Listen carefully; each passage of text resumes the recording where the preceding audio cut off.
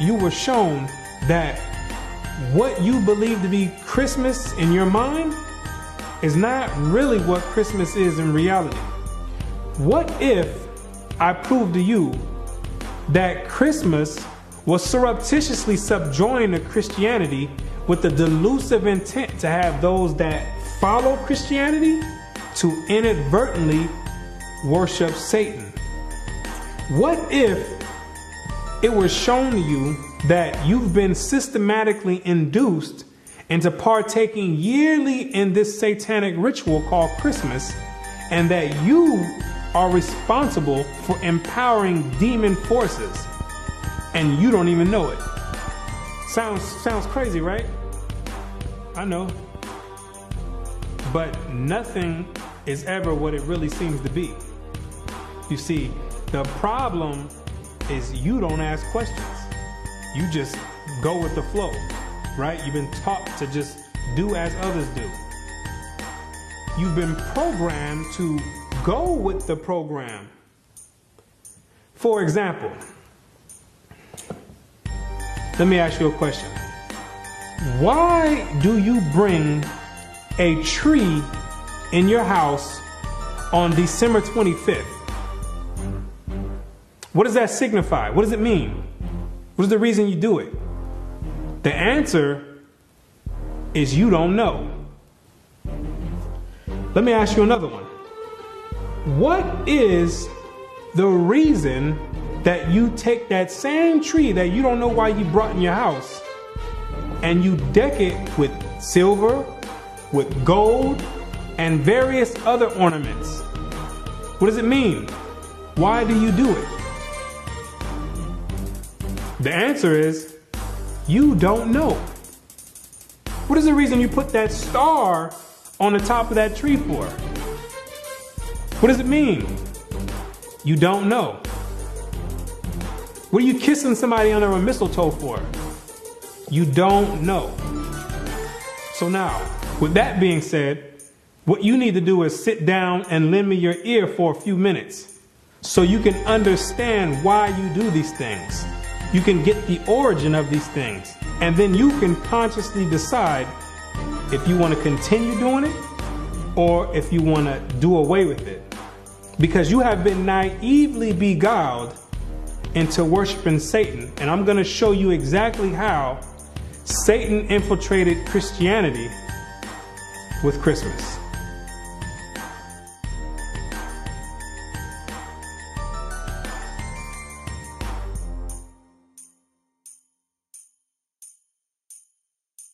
The festivals of Rome are innumerable, but 5 of the most important may be singled out for elucidation, viz.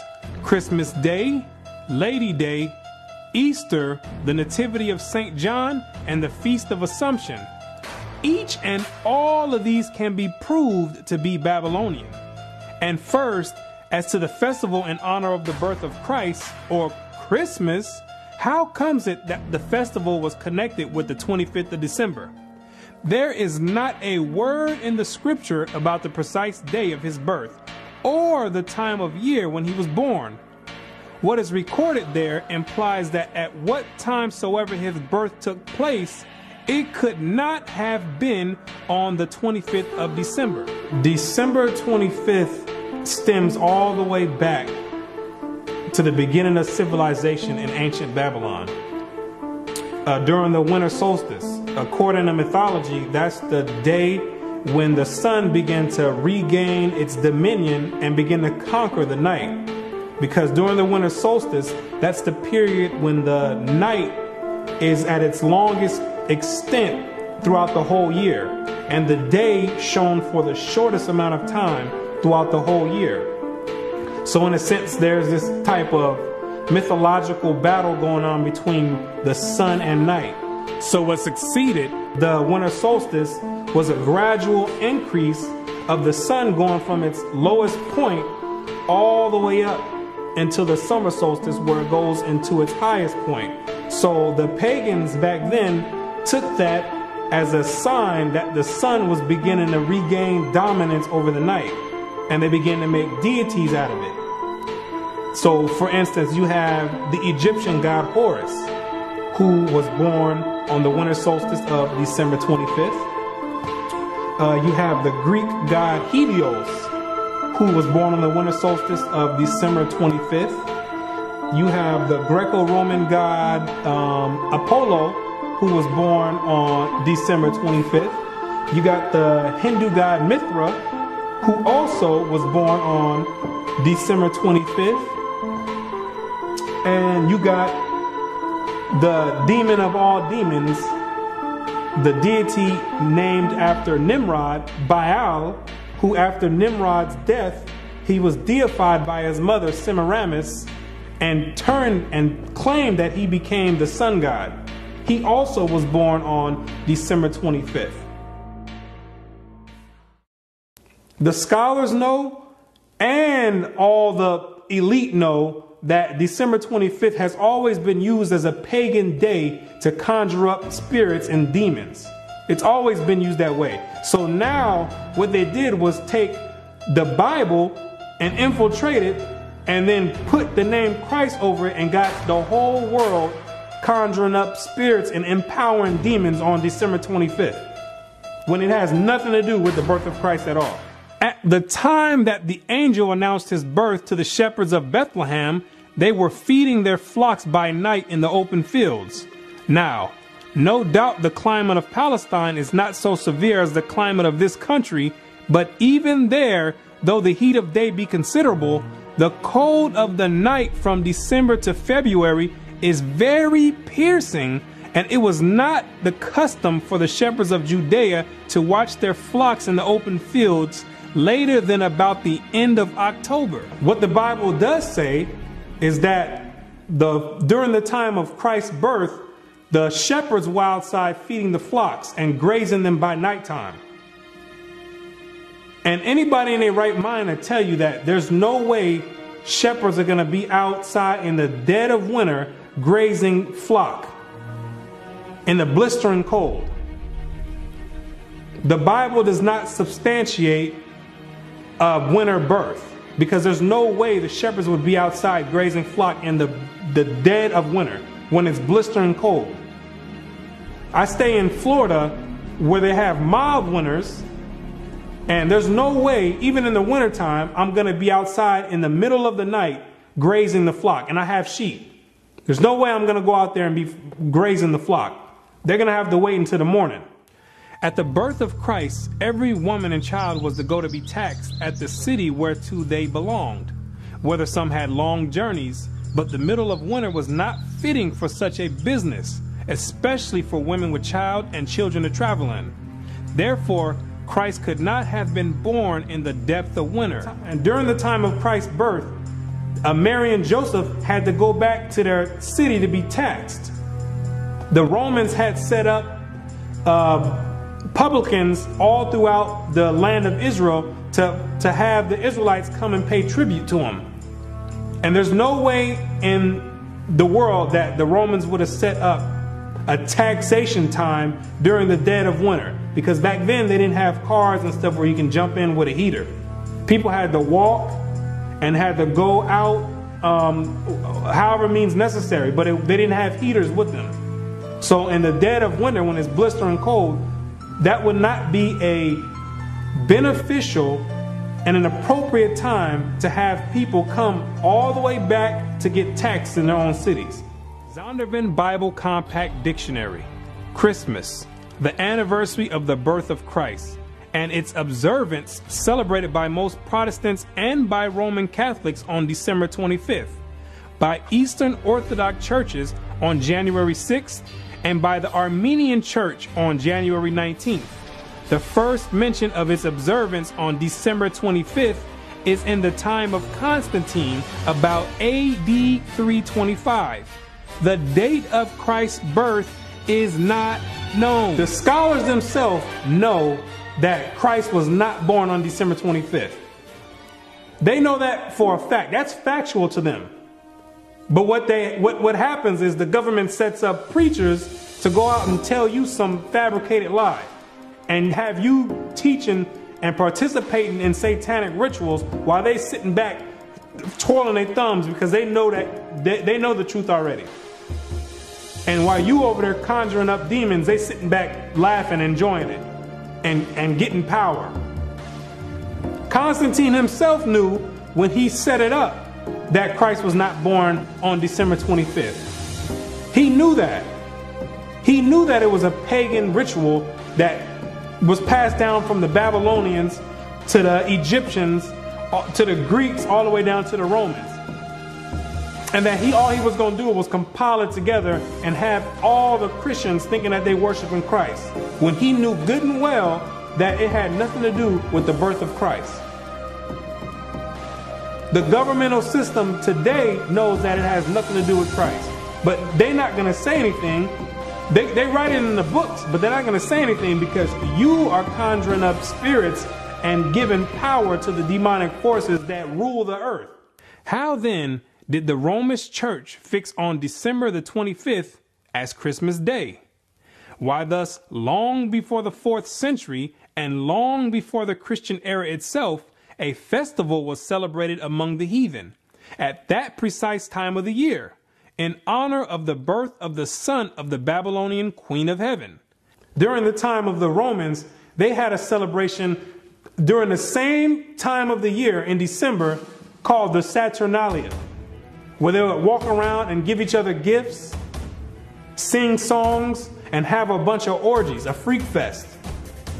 It started out with 2 days, from December 17th to December 19th. Then it was extended to a week.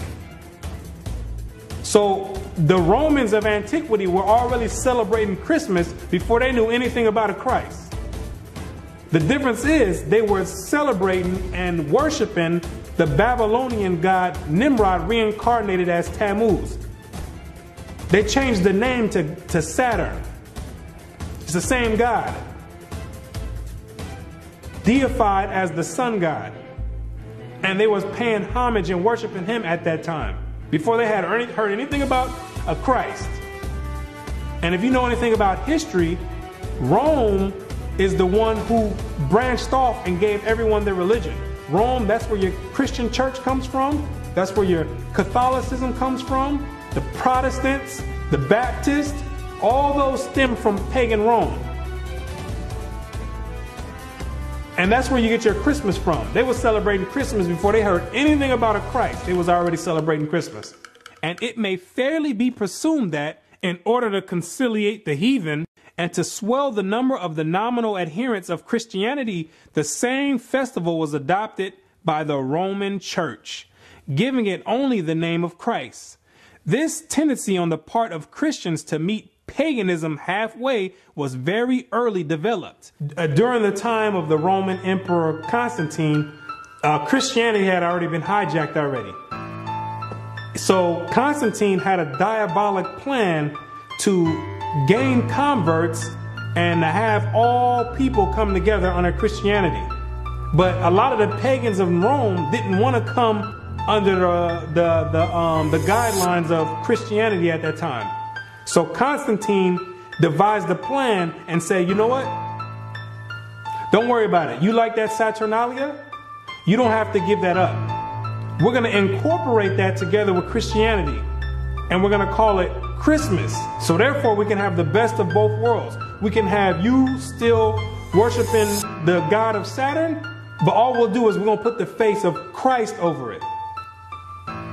And when the pagans heard that, they're like, well, we're on board then. If we can still continue to do Saturnalia, then we have no problem joining forces with the Christians. Because Saturnalia was the way that Christmas is celebrated today. That's how large of a scale Saturnalia was. It was the most prominent festival of the Romans back then. And we find Tertullian, even in his day, about the year 230, bitterly lamenting the inconsistency of the disciples of Christ in this respect, and contrasting it with the strict fidelity of the pagans to their own superstitions. By us, says he, who are strangers to the Sabbaths and new moons and festivals once acceptable to God, the Saturnalia, the feast of January, the Brumalia, and matronalia are now frequented. Gifts are carried to and fro. New Year's Day presents are made with din, and sports and banquets are celebrated with uproar. Oh, how much more faithful are the heathen to their religion, who take special care to adopt no solemnity from the Christians. Upright men strive to stem the tide, but in spite of all their efforts, the apostasies went on till the church, with the exception of a small remnant, was submerged under pagan superstition. Christianity had already been infiltrated heavily by Satan. They already started changing the day of worship. They switched it from the Sabbath day, which is Friday sundown to Saturday sundown, and they changed it to Sunday. The Romans did, another pagan day. The Most High commanded to worship on the Sabbath day, and that's what they did, the Israelites did during the time of Christ, pre-Constantine. And they end up changing it and adding pagan days to it, which is Sunday, the worship of the sun. They had already started switching up the doctrines, and there was a few good men that were actually left that upheld the actual true doctrine of Christ in its true essence. And after a while, so much paganistic rituals and customs flooded in Christianity that the men who actually upheld the original doctrine, they ended up getting flooded out, because the pagans already overflowed the Christian church. That Christmas was originally a pagan festival is beyond all doubt. The time of year and the ceremonies with which it is still celebrated prove its origin. In Egypt, the son of Isis, the Egyptian title for the Queen of Heaven, was born at this very same time, about the time of the winter solstice. The very name by which Christmas is popularly known among ourselves, Yule Day, proves at once its pagan and Babylonian origin.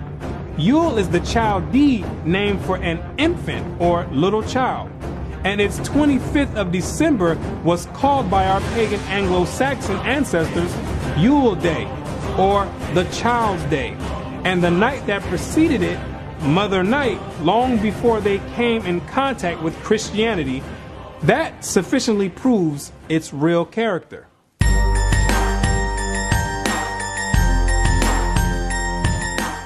The candles in some parts of England lighted on Christmas Eve and used so long as the festive season lasts were equally lighted by the pagans on the eve of the festival of the Babylonian god, to do honor to him, for it was one of the distinguishing particularities of his worship to have lighted wax candles on his altar. The lighting of the candles, when you and your family all getting together smiling, lighting candles, yes, that means something. It's an ancient Babylonian custom, commemorating and worshiping the birth of Nimrod, Satan himself. See, people think these customs just popped up out of thin air, when they've been around all the way since the beginning of time. And they have overflowed and found their way and crawled their way down into modern day society today. It's the same customs, just being repeated and another name masked over it. Back then, it was Babylon. Today, it's masked with Christ. It's the same exact custom. Same ritual, same custom, same worship. Same exact God.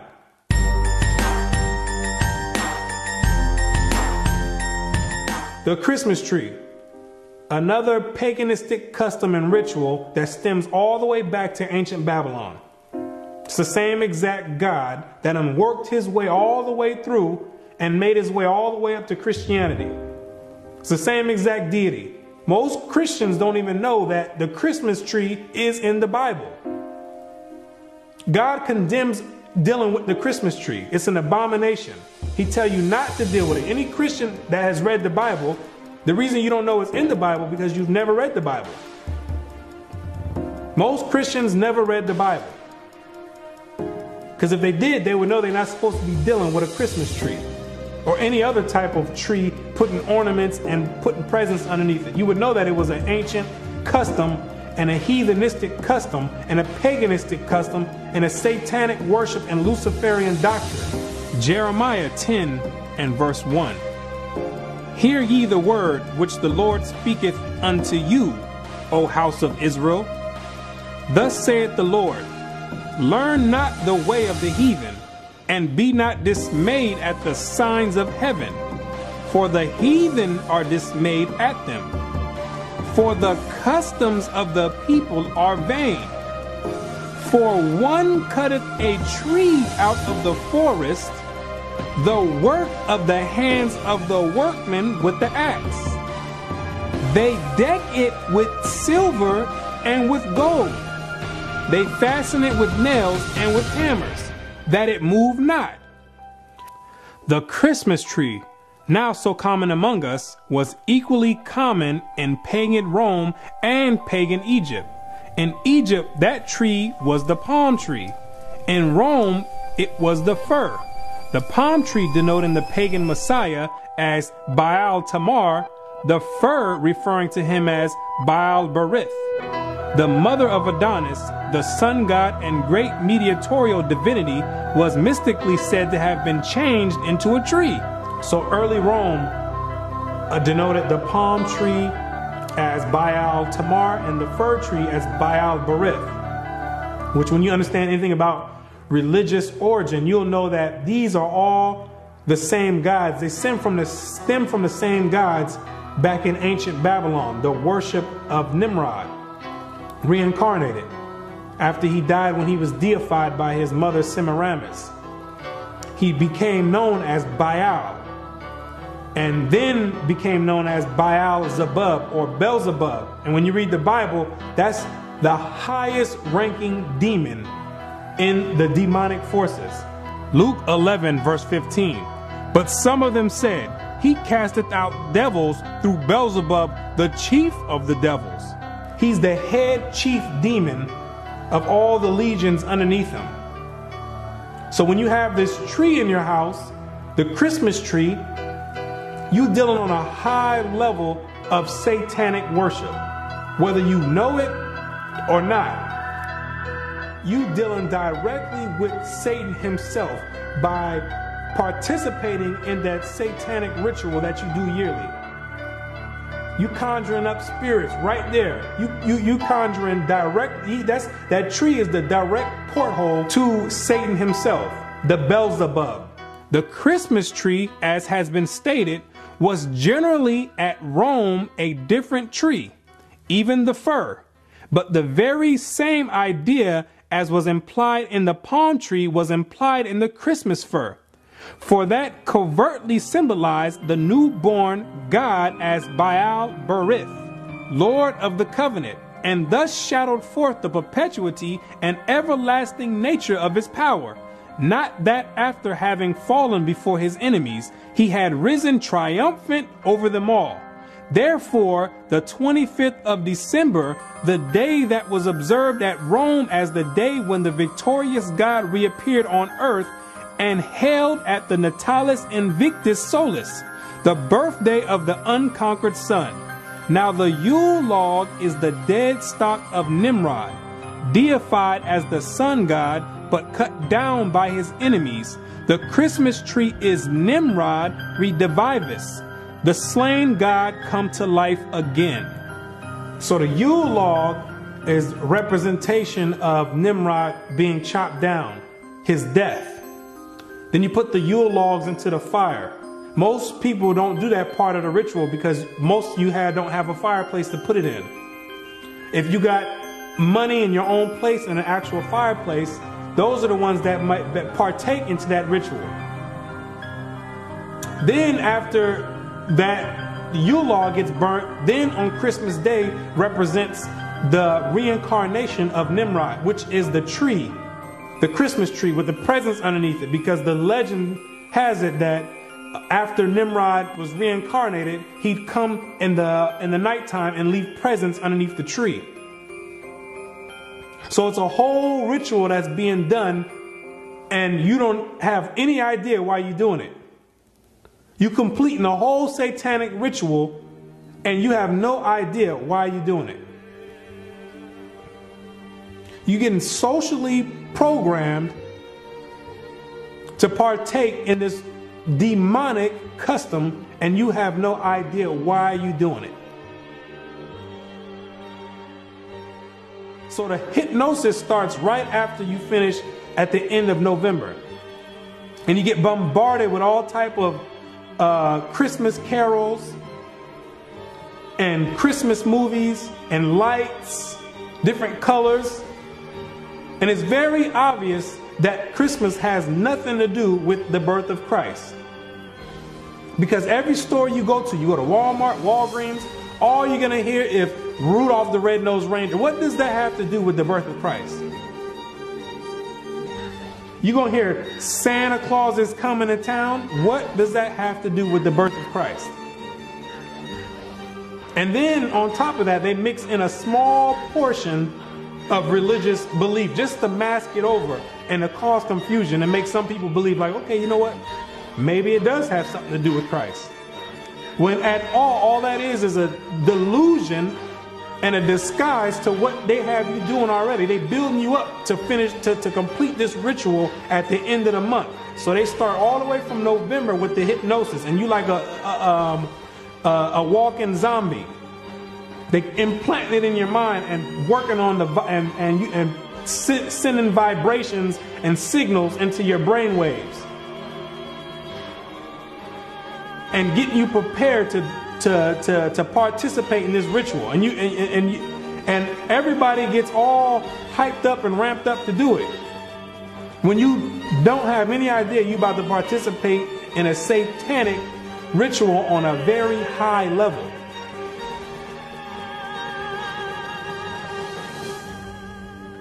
And Christians talking about they're going to put the Christ back in Christmas. How you going to put the Christ back in Christmas when Christ was never in Christmas? That's another delusion. Have people thinking that they're doing something right. Trying to have people rationalize in their mind for the reason that they're about to go do this ritual. Well, maybe I could just say it's the worship of Christ. No, it's not the worship of Christ. It has nothing to do with Christ, and it's self-evident. When you look on the TV, you're going to see Santa Claus. You're going to see Rudolph the Red-Nosed Reindeer. You're going to see a snowman. What does any of that have to do with Christ? Like it was mentioned before, Constantine mixed paganism in with Christianity. And eventually paganism overtook the whole doctrine of Christianity. It flooded the Christian doctrine until there was no more remains of the actual origin of the Christian doctrine.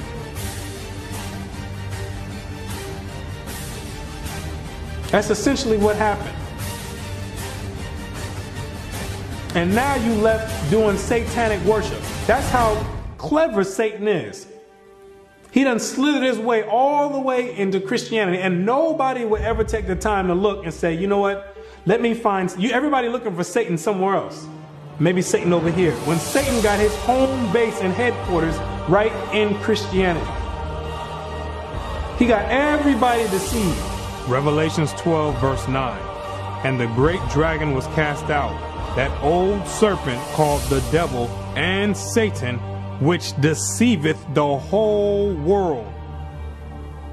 When he operating right there in Christianity, no holds barred.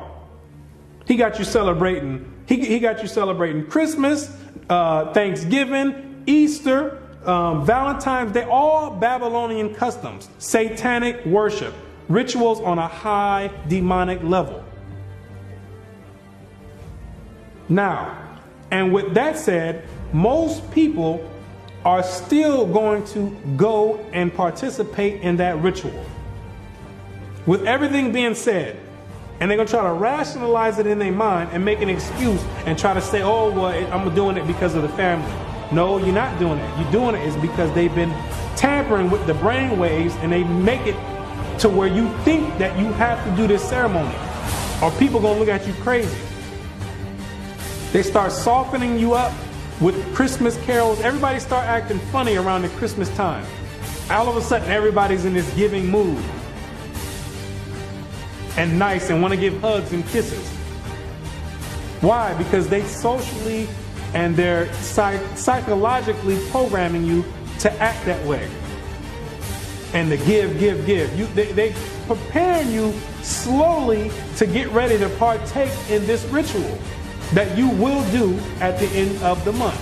December 25th, faithfully. You're going to go, you're going to sit down with your whole family and open up presents, and you're going to be doing it in the name of Satan, disguised as Christmas or the worship and the birth of Christ, when it has nothing to do with that at all. Everybody getting all nice and friendly for the holiday season. What about the rest of the months? Why nobody's friendly then? Because Christmas is on a high demonic level. And the elite know that, and they got you partaking. Like I said, most people are still gonna go do it, and that's fine.